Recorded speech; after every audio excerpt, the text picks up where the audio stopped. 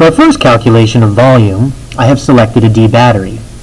I will tell you that the numbers we are using I have made up, so they are not the accurate numbers for the battery, but we're doing this to illustrate how to perform the calculations. So the first thing that I did was to measure the diameter, and my value of the diameter was 33.93 millimeters.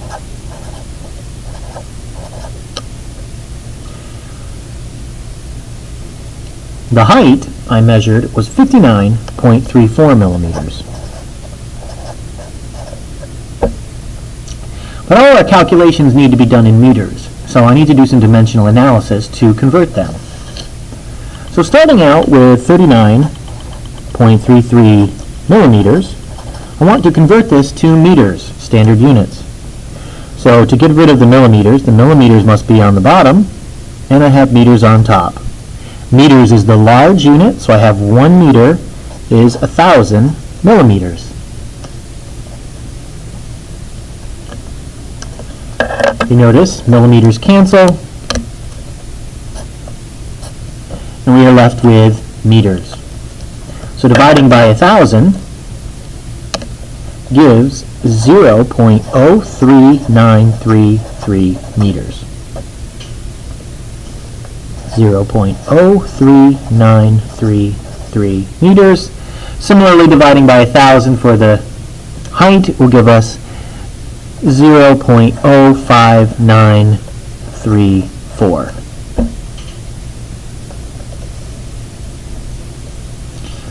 Now to calculate the radius is 1/2 the diameter. So we have the diameter equals twice the radius.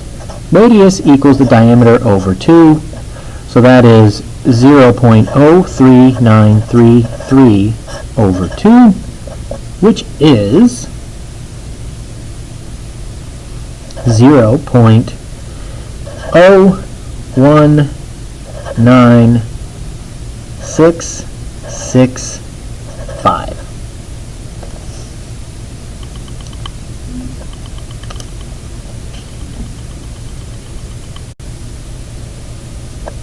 According to value in the table, we get 0.019665. And remember, we always want to work with unrounded numbers.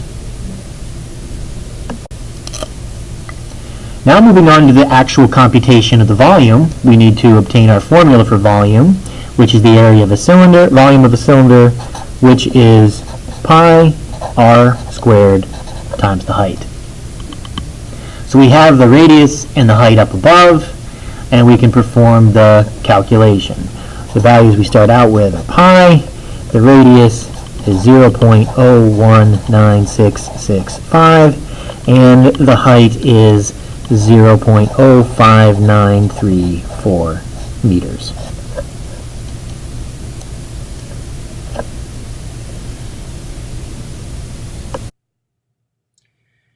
So far in the work, we've done one calculator-based calculation, and that was to find the radius. We had 0.03933 divided by 2 to find the radius.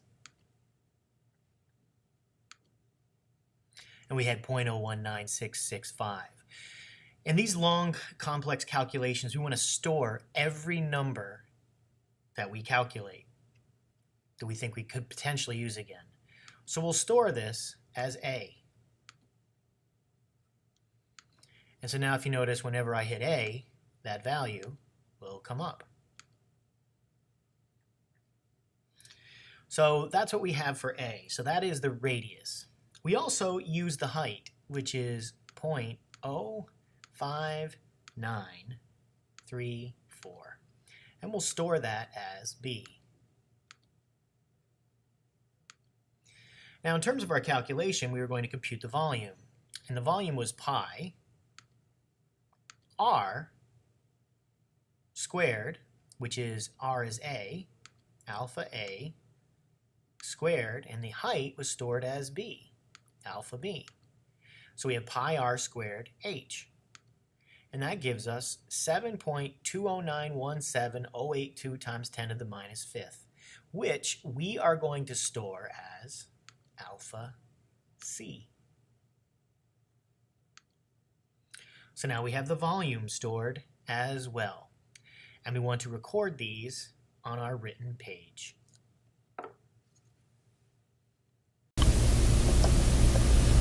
The next stage in our calculation is to specify the amount of uncertainty in that volume.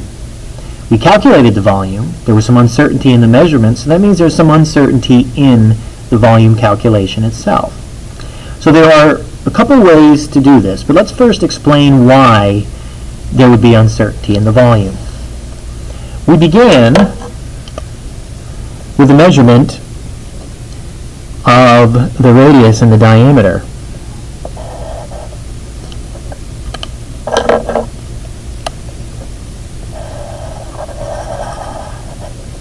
Like so. So that is what we might call the mean that we measured. But it turns out that the diameter could actually be smaller, or it could be larger. So it could range from being larger by a certain amount to smaller by a certain amount. Similarly, when we looked at the height,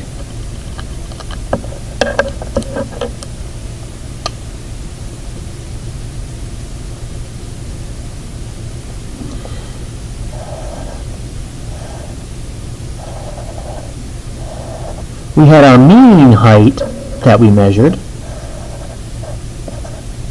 but it could be shorter,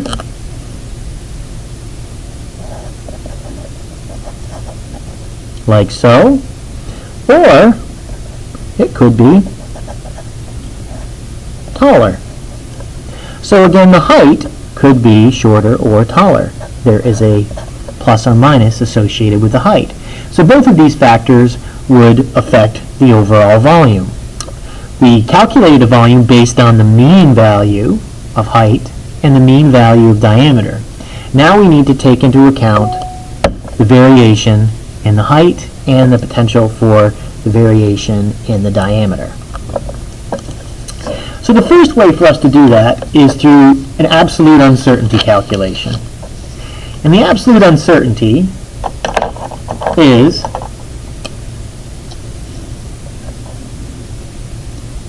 in general is the max minus the min over 2.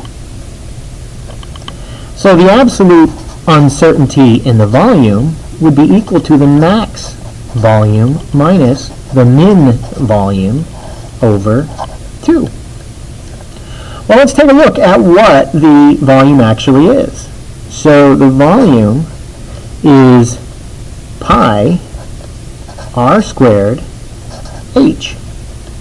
So if we want to find out what the maximum volume would be, the maximum volume we need to consider would occur when we had the maximum radius and when we had the maximum height.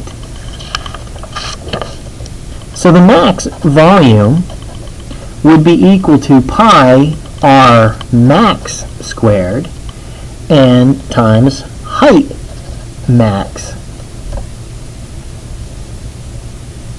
So then we need to understand, well, what is the actual r max and the height max? We need to determine the uncertainty in both of those quantities.